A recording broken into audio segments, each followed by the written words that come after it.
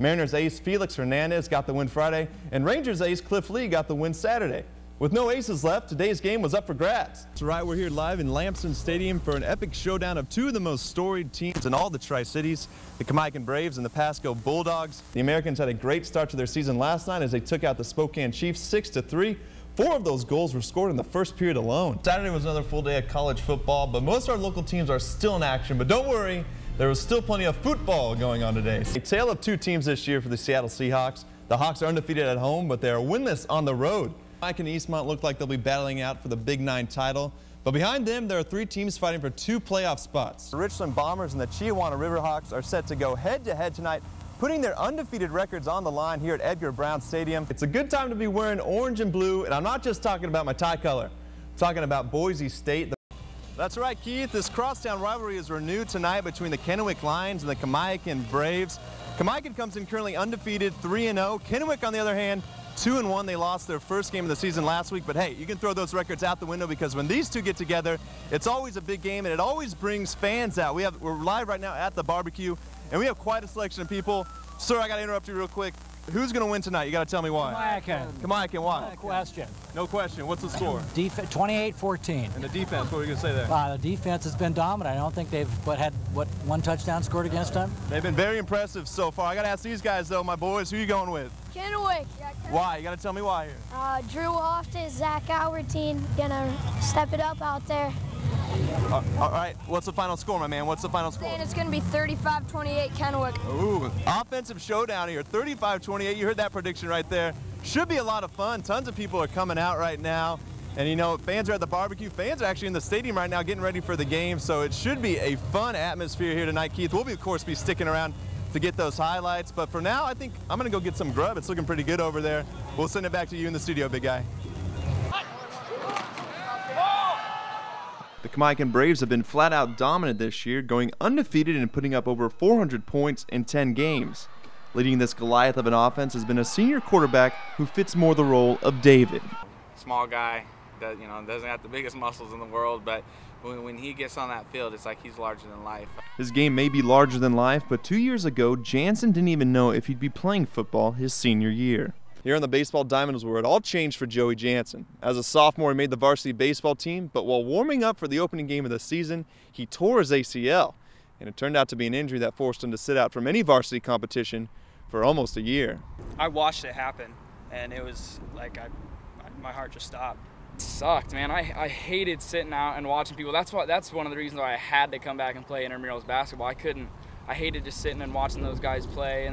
For many athletes, a torn ACL would plague the rest of your sports career, but for Jansen, it created motivation. Came into the weight room and worked out a lot, so just to build back my knee and be ready for this football season. But he wasn't just concerned about making himself better. He woke me up every morning to lift and get ready for this season. Every morning at 8 o'clock, he called me and made sure I was there. Since bouncing back from the injury, Jansen ended the regular season throwing for over 2,000 yards and a Big 9 leading 28 touchdowns. And his team is rallying behind him. I really just want to dedicate this year to him because, he's coming off this injury, and it's just not many people can bounce back the way he did. In his final year, Jansen has some lofty expectations and plans to go out with a bang. Perfect way would be a state championship in football, state championship in basketball, and of course, state championship in baseball. We wanted to do it, triple crown. We've always wanted to do that. The Braves football team is moving in the right direction to capture one of those state championships, and with a driven leader like Joey Jansen at the helm, you gotta like their chances. For Action News Sports, I'm John Collett. Welcome back. The Americans returned to the Tri-Cities last weekend, but came home and lost to Prince Albert. Since then, the team had the week off, and that means they should be well rested for tonight's game. It was the Red Deer Rebels invading the Toyota Center to take on the AMs. We had a scoreless first period, but the second period held a different fate. AMs on the power play, Justin Fazer passes in front of the net, and Cruz Masick puts it in and gives the Americans a 1-0 lead. A few minutes later, it's Matthew Dumba on the break, and he puts it past goalie Drew Owsley. The Rebels tie it up at 1. Red Deer scored 3 unanswered goals in the second period. Here's the third one by Ryan Nugent-Hopkins on a 5-on-3 power play. That puts the Rebels up 3-1 on the AMs. They would trade goals the rest of the way as the Rebels get the W 5-3.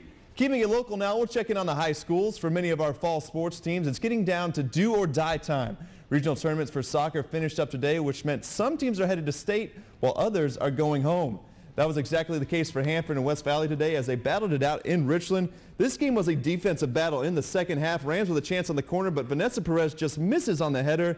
Then in the final minutes, Keisha Johnson shows you how to do it. That's your game winner. Hanford takes it 1-0, and with the win, the Rams end their year while the Falcons advance to state. Both Southridge and Mount Spokane have already punched their ticket to state, but they played today for the region championship. This went back and forth and was probably one of the toughest teams Southridge has played all year. The Suns didn't have enough today as they fall to the Wildcats 3-2. Moving up to 4A now, the Bombers were looking to advance to the big dance with a win against Lewis and Clark. Early first half, Julia Morovic with a chance here, but Shelby Long scoops it up here and makes a big save. Later in the half, Rhea Caldwell's on the breakaway for the Bombers, and she tries to do her bend it like Beckham impersonation, but it hits the top of the net. This game was scoreless at the half, but turned out to be a wild one. Richland went up 1-0, only to have Lewis and Clark roll off 2 goals in the final 10 minutes. Richland's season is over as the Tigers advance to state with the 2-1 victory. And continuing to move on, earlier in the day, Kennewick made an amazing comeback to beat Southridge in Game 5 and advance. They made the most of it in the third-place game. The Lions dropped the first game but roll off the next 3 and earn a trip to state. For Kennewick, it's the first time in school history, and that's 100-year school history, that they'll make a state appearance for volleyball. Moving from a sport with a minimal amount of running to a sport with an excessive amount of running. Cross Country hosted their state meet today, and the good news for our schools was that they didn't have to drive that far. Sunwillows Golf Course in Pasco hosted the event, and many of our local runners made outstanding times. Let's start with the B-Boys. Great day for Tri-Cities Prep. Nick Luminiff finishes 7th. Several other Jaguars did well too, and Prep wins the team title. The big schools are up next. This is the 3A girls. Hanford Erin Haggerty has finished in the top 15 each of the last 3 years, and today she has her best finish at state as she takes home 4th place. Right behind her were 2 Kamaikan runners. Michelle Fletcher finished 7th, and Stephanie Rexis ends up in 8th. In the 4A girls race, the story was the Eisenhower Cadets. Their top finisher was Myra Chavez. She was 11th, but her teammates were also strong. Ike wins the team title at that level.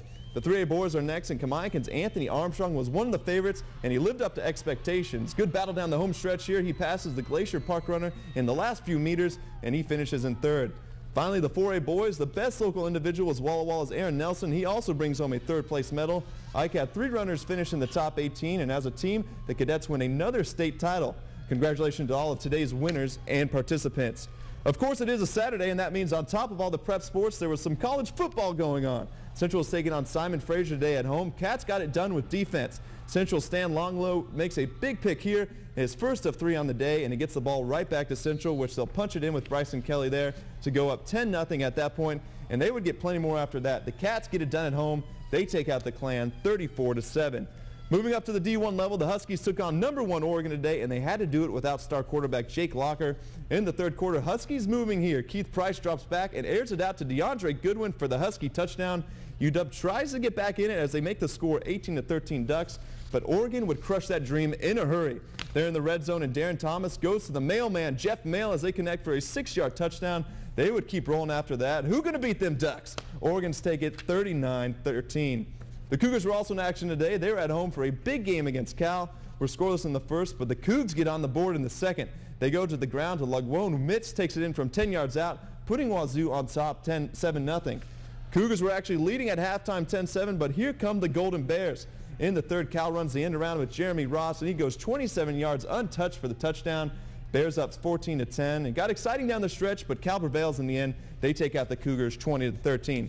And finally, moving over to the Smurf turf now, Boise has been dropping in the polls, but they're hoping for a win against Hawaii today might help them move up.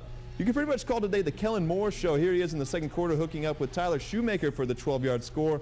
Moore threw for 507 yards and 3 touchdowns on the day. Broncos take it easily 14-7 and extend their home winning streak to 60 games in a row.